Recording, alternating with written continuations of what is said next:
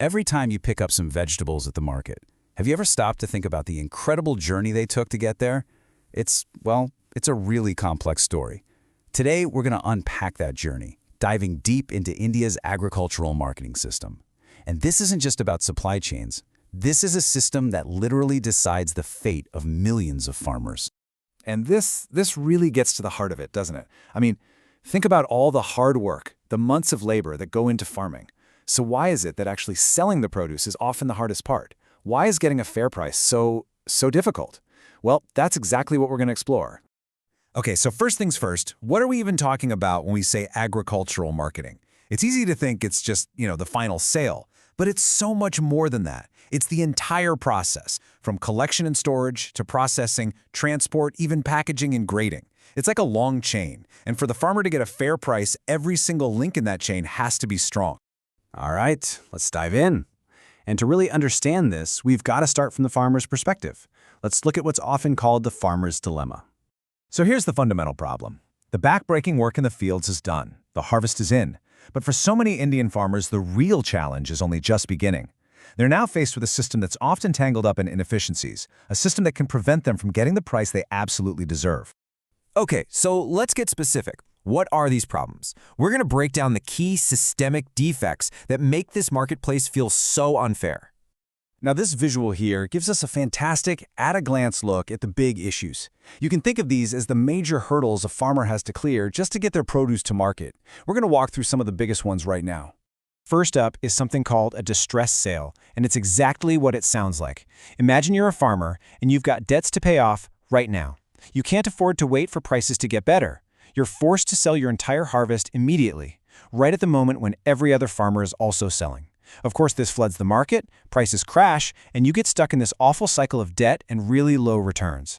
And then you've got the problem of too many middlemen. Just think about it for a second. The journey from the farm to your plate involves a long chain of people: wholesalers, commission agents, merchants, and every single person in that chain takes a cut. That means the price you pay as a consumer gets bigger and bigger, where the share that actually makes it back to the farmer gets smaller and smaller. Now, this next point ties right back to that whole distress sale problem we just talked about.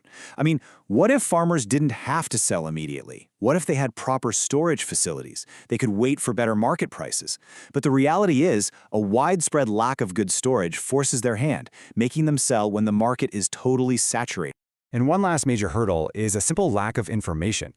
Seriously, if you don't know what the current prices are in different markets, how on earth can you bargain effectively? You can't. This information gap puts farmers in a really vulnerable position. And unfortunately, it opens a door for traders to offer prices that are just way too low. Okay, so we've laid out some pretty big problems. It sounds kind of bleak, right? But the story doesn't end there. Because faced with these systemic issues, the government has started to step in, really trying to rewrite the rules of the game. Let's take a look at what's been done. Just look at this number for a second. 7,520. That's the number of regulated markets in India as of 2020. Now, to put that into perspective, back in 1951, there were only 286.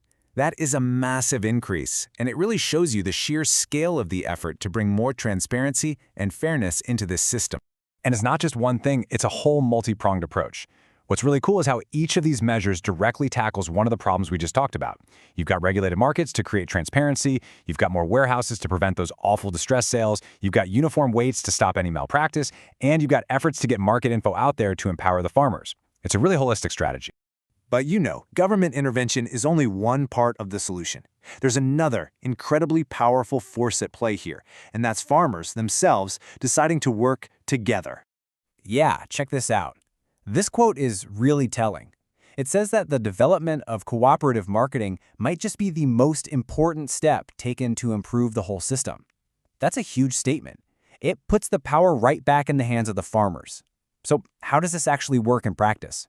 Well, it really comes down to one thing: strength in numbers.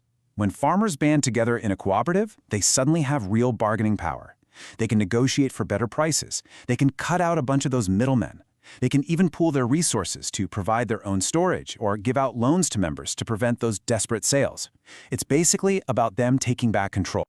So we've walked through the whole story, from the deep-seated problems in the market to some of the really promising solutions, like government regulation and farmer cooperatives. But this leaves us with a big question, doesn't it? With all these reforms, is the battle for a fair price finally won? Or are we just seeing the beginning of a much, much longer journey to make sure every single farmer gets the price they've earned?